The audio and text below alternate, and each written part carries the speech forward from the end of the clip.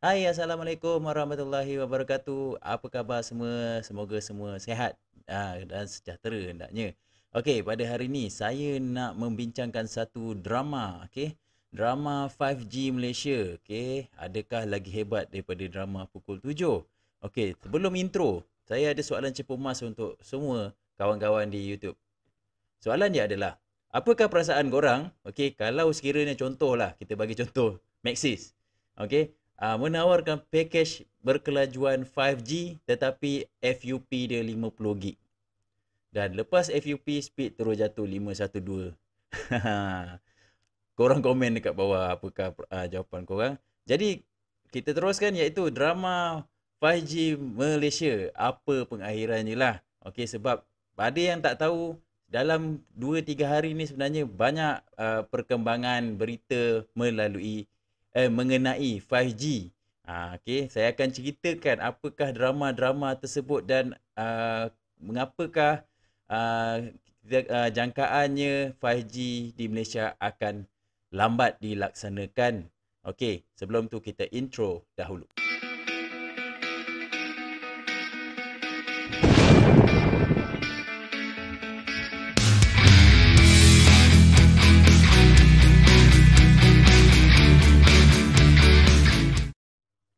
Alright guys, ini merupakan saya tak pasti korang follow atau tak berita pasal 5G ni. Okey, kita tahu 5G orang kata merupakan generasi kelima, okey.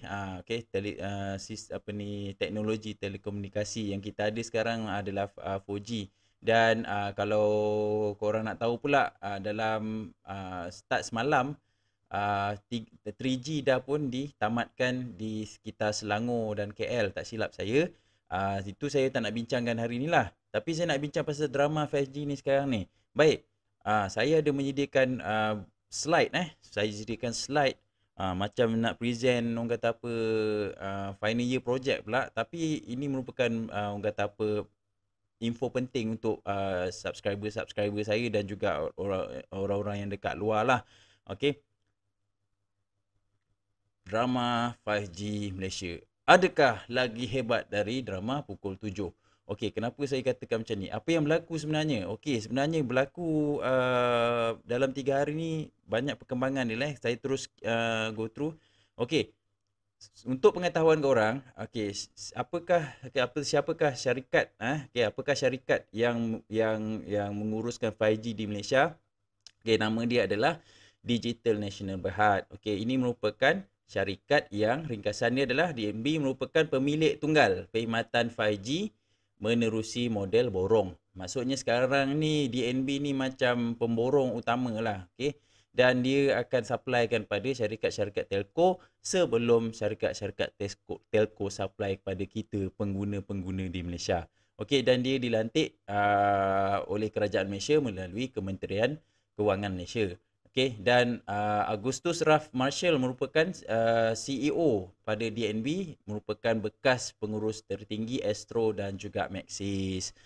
Okey, ini secara ringkas jelah. Okey, apa yang diorang dan juga Kerajaan Malaysia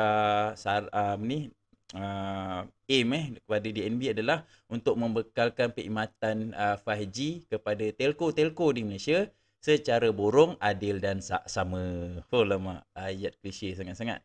Baik, inilah dia, dia punya CEO, iaitu Encik Agustus Raf Marshall. Okey, baik. So, pada 10 November yang lepas, okey, 10 November yang lepas, DNB telah mengumumkan bahawa mereka telah pun berjaya dalam ujian integrasi, okey, rangkaian tempatan. Okey, menurut DNB ini adalah ujian integrasi Radio Access Network ataupun RAN 5G pertama di dunia dengan lebih daripada 2 penyedia perkhidmatan mudah alih MNO. Okey. In this case, dia orang ada 5 penyedia perkhidmatan iaitu Unify Mobile, ada Celcom, ada Digi, Maxis, Hotlink dan juga U Mobile. Okey, kalau korang tengok dekat sini, speed yang dihasilkan untuk 5G adalah melebihi 1 gigabit per second. So korang tengok kat sini, Unify Mobile dapat 1.2, Celcom dapat 1.08, Digi dapat 1.1, apa ni, Maxi dapat 1.1 dan juga U-Mobile dapat 1.07. Jadi memang laju gila lah. Dan upload speed semua melebihi 100 Mbps. Jadi korang nak stream 4K resolution, no problem. So diorang dah berjaya lah. Okay. Dan DNB juga dia menyatakan akan kata menjadualkan untuk siapkan 500 tapak 5G menjelang penghujung 2021, kalau tak silap di sekitar kata apa Lembah Kelang lah. Okey. Pengguna di Malaysia dengan peranti serasi 5G akan menikmati kelajuan sekurang-kurangnya 100 Mbps di liputan terlemah. Okey, yang 1 gig tadi, kalau kita tengok 1 gig ni maksudnya yang paling strong lah. Okey. So yang paling strong, dia patah balik. Okey, 1 gig tu maksudnya yang paling strong kawasan yang mana direct dengan dia punya pencawang semualah. Tapi kalau kata paling kurang, dia orang estimate akan dapat 100 Mbps. Still laju lah. Okey, dan perkara ini dijayakan dengan menggunakan model Multi Operator Core Network ataupun MOCN, di mana perkongsian infrastruktur rangkaian dan spektrum 5G dilaksanakan. Okey, ini pun saya tak faham sangat macam mana. Tiba-tiba tung pada 11. Okey. Okey, pada 11 November, Reuters melaporkan bahawa no takers for Malaysian 5G plan as major telco bulk over pricing and transparency. Okey, saya sediakan link berita ni dekat description, tetapi dalam slide ni saya sediakan sedikit ringkasan, actually bukan sedikit Okey, iaitu okey, apakah ringkasan laporan Reuters? Semua syarikat telco tidak bersetuju dengan DNB kerana sanksi dari segi ketulusan DNB dan juga dari segi harga. Okey, kemudian Malaysia masih terpalit isu ketulusan dan jenayah kewangan dari 1MDB.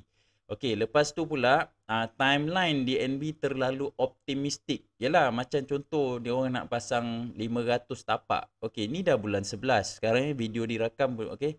Ni bulan 11. Bulan depan dia orang estimate nak pasang 500 tapak. Macam optimis sangat lah. So, and then kaedah pemborong tunggal sudah dibuat di beberapa negara termasuk Mexico, tetapi didapati gagal. Jadi tak tahu apa pendirian kerajaan Malaysia mengambil langkah yang banyak dibuat, sudah dibuat di beberapa negara. Tak ada peer review ke pasal berkenaan ni, ataupun orang kata apa, literature review macam buat tesis pula kan. Okey, kemudian monopoli. Okey, salah satu dia adalah ini akan menghasilkan monopoli. Ya, memang betul monopoli, sebab sekarang ni DNB adalah satu-satunya syarikat tunggal yang memborong dan mensupplykan kepada syarikat telco-telco ni, dan syarikat-syarikat telco ni tidak boleh menguruskan 5G mereka sendiri. Okey, dan cadangan 500 tapak tu, okey, 5G hanya bila sekurang-kurangnya satu syarikat telco menerima perjanjian DNB. Tetapi DNB tidak menyatakan langkah berikutnya sekiranya tak ada syarikat yang setuju. Okey, sekarang dia orang plan bulan Disember nak pasang 500 tapak. Okey, tapi kalau tak ada syarikat, dia orang tak cerita apakah contingency plan ni. Okey. Dan syarikat-syarikat telco dah pun melabur berbilion ringgit menaik taraf teknologi mereka sendiri supaya menyokong 5G. Okey, kemudian yang ni DNB memegang hak 100% spektrum 5G termasuk pembinaan infrastruktur dan juga penyelenggaraan. So infra syarikat telco tidak digunakan dan ini akan merugikan syarikat-syarikat telco dalam jangka masa panjang. Okey, dan kemudian kemungkinan syarikat telco tidak dapat mengakses teknologi yang akan datang secara langsung. Okey, sebab hak apa ni, DNB ambil hak 100%. Kemudian sumber memberitahu pula rancangan kerajaan ini melalui DNB akan merugikan sekurang-kurangnya 45 bilion ringgit nilai pasaran gabungan syarikat Axiata, Digi dan Maxis yang sudah dilabur. Yalah, diorang dah naikkan infra-infra diorang. So tiba-tiba kerajaan Malaysia cakap, okey, DNB ambil 100% jadi pemborong tunggal. Kemudian sambungan lagi, syarikat-syarikat telco berpendapat harga yang dicadangkan DNB akan menyebabkan lebih mahal. Okey, maksudnya end user macam kita akan dapat lebih mahal berbanding sekiranya syarikat telco sendiri yang uruskan pelaksanaan 5G mengikut syarikat masing-masing. Dan DNB tidak mengambil kira kos operasi tambahan seperti trafik, volume, contingency cost dan lain-lain. Dan seperti yang kita tahu, DNB adalah lantikan daripada kerajaan Malaysia melalui kata apa, Kementerian Kewangan Malaysia. Dan syarikat-syarikat telco risau campur tangan ataupun pengaruh kerajaan dalam hal-hal pelaksanaan syarikat korporat. Sebab kita tahu syarikat kata kerajaan punya style kerja lain, syarikat korporat punya style kerja lain. So dia akan memeningkan, especially daripada peringkat pengurusan tertinggi. Okay, pengurusan tertinggi DNB adalah daripada wakil kata penjawat awam. Okey, yang orang kata penjawat awam, kemudian barulah dia punya CEO dan lain-lain lah. Sebab ni dia orang punya ni. So maybe akan ni lah kan. So jawapan DNB pula pada 12 hari bulan dan dia jawab juga sebenarnya pada 11 tu. Jadi ni kata gabungan jawapan dia orang lah.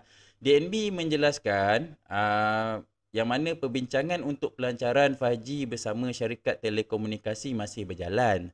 So dia menafikan lah, maksudnya tak ada syarikat, sebab benda tu belum lagi. Tiada penyertaan setakat ni sebab tawaran akses rujukan masih belum diterbitkan lagi. Ini jawapan daripada DNB.